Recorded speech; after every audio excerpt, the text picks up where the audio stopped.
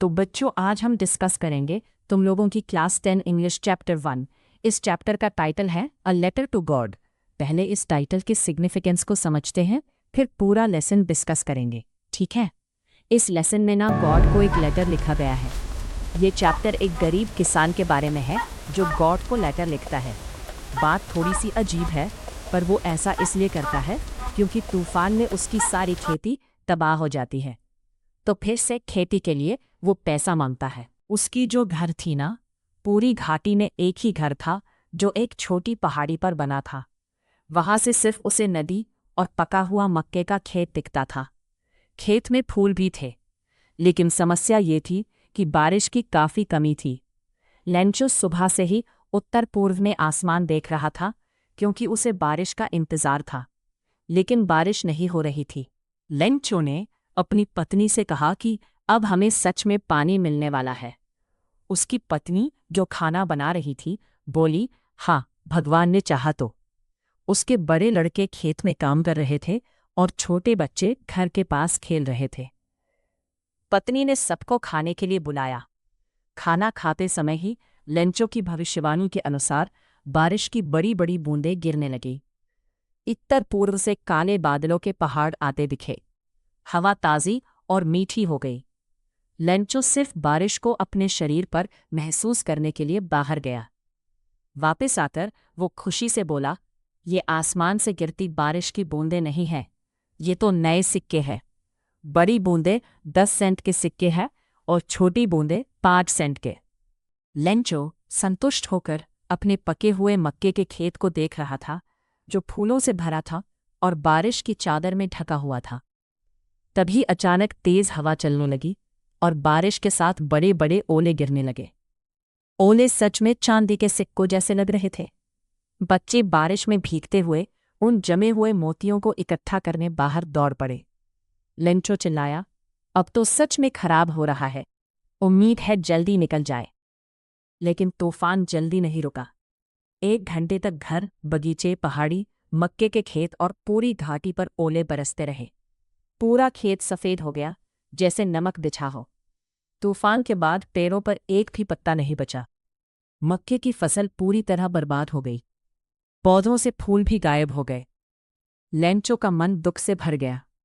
वो खेत के बीच खड़ा होकर अपने बेटों से बोला, टिड्डियों का हमला भी इससे बेहतर होता। मतलब बारिश से खुशी मिली, लेकिन स्ट्रॉम ने 1 घंटे में ही लेंचो की पूरी फसल तबाह कर दी।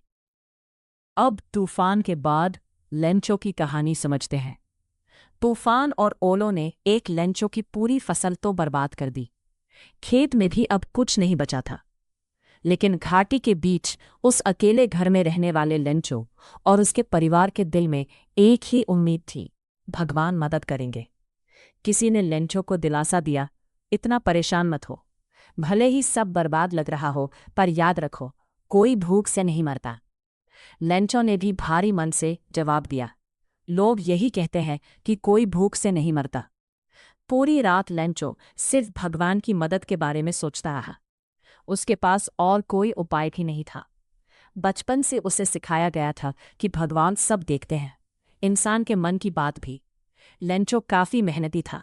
मतलब लेंचो बैल की तरह मेहनती था। दिन रात खेतों में काम करता था। पढ़ा लिखा ज्यादा नहीं था, पर लिखना जानता था। यहीं से असली कहानी शुरू होती है। अगले रविवार सुबह सुबह वह चिट्ठी लिखने बैठ गया। उसने सोच लिया था कि खुद शहर जाकर चिट्ठी डाक में डालेगा। चिट्ठी भगवान के नाम थी। उसने लिखा, भगवान, अगर आपने मदद नहीं की तो इस साल मेरा परिवार और मैं भूखे मर जाएंगे। मुझे 100 पैसों चाहिए ताकि मैं फिर से खेत बो सकूं और अगली फसल तक जी सकूं, क्योंकि ओलावृष्टि ने सब कुछ खत्म कर दिया। लिफाफे पर उसने लिखा, भगवान के नाम। चिट्ठी डाली, टिकट लगाया और परेशान मन से डाक के डिब्बे में डाल दी। डाकघर का एक कर्मचारी भगवान के नाम की चिट्ठी देखकर हंसते हंसते अपनी बॉस यानी पोस्ट मास्टर के पास गया। सच में हंसने वाली बात थी। भला भगवान को भी कोई चिट्ठी लिखता है? पोस्ट मास्टर एक मोटा भला आदमी था। कहानी का मतलब यही है कि ओलों ने जब लेंचो की साल भर की मेहनत 1 घंटे में मिटा दी, तो उसके पास सिर्फ भगवान का सहारा बचा। उसका विश्वास इतना अटूट था कि उसने सीधे भगवान को चिट्ठी लिख दी और 100 पैसों मांग लिए। उसे पूरा यकीन था कि भगवान उसकी मदद जरूर करेंगे। लेंचो का भगवान पर विश्वास नहीं टूटे, इसलिए पोस्टमास्टर ने उसकी चिट्ठी का जवाब देने का फैसला किया। चिट्ठी पढ़कर उसे समझ आया कि सिर्फ कागज कलम से काम नहीं चलेगा, पैसे चाहिए।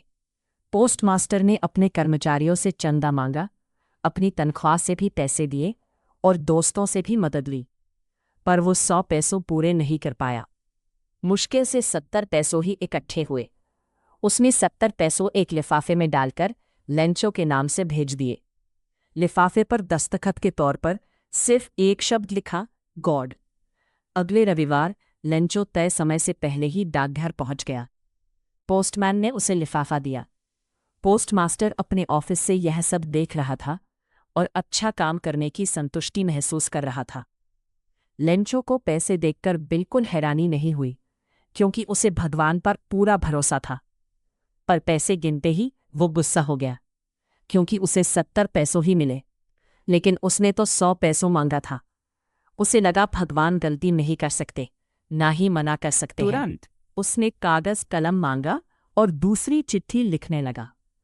चिट्ठी लिखकर उसने खिड़की से टिकट खरीदा, उसे चाटकर, मतलब हाथ से जोर से दबाकर लिफाफे पर लगाया।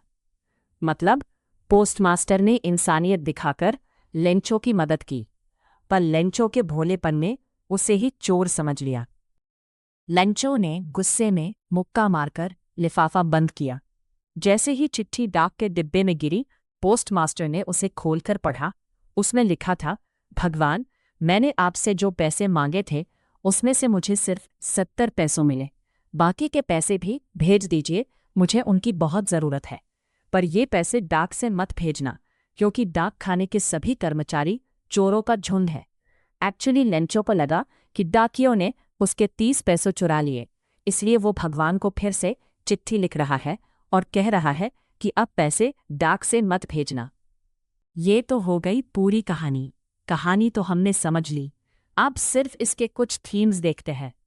इसका पहला थीम है अटूट विश्वास और भोलापन। तूफान में लेंचो की सारी खेती बर्बाद हो गई, फिर भी उसने हिम्मत नहीं हारी। उसने भगवान पर पूरा विश्वास रखा और उसने क्या किया, वह सीधे भगवान को ही चिट्ठी लिखने बैठ गया। यही उसका भोलापन दिखाता है। कोई इतना भोला इंसान ही भगवान को चिट्ठी लिख सकता है। उसे पूरा यकीन था कि भगवान उसकी चिट्ठी पढ़ेंगे और मदद भेजेंगे। दूसरा थीम है इंसानियत और दया। इस कहानी में हमें पोस्टमास्टर की इंसानियत दिखाई देती है। लेंचो का भोलापन और भगवान पर विश्वास देखकर उसे लेंचो पर दया आती है।